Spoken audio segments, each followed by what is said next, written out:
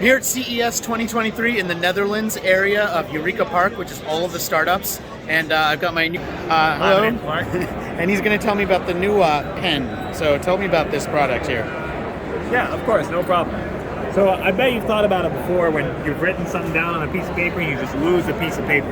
Yep. Well, we've heard about that before. So what we did is we strapped 3 cameras around the tip of a ballpoint pen so that we can make a one-on-one copy of anything you put to paper. So all these sticky notes that you see down in the background, we have a digital version right upstairs on the screen over here.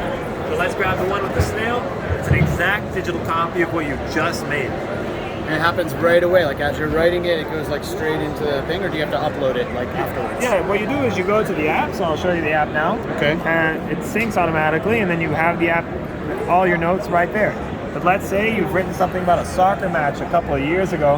I can type in soccer, and it will be able to use, using OCR, it'll be able to find the note that you just made as well. Very One of cool. the sick things that we're really enthusiastic about is being able to read out rich information, like a date. So let's say we recognize a date over here. I can just tap annotations like that and add it directly to my calendar as well.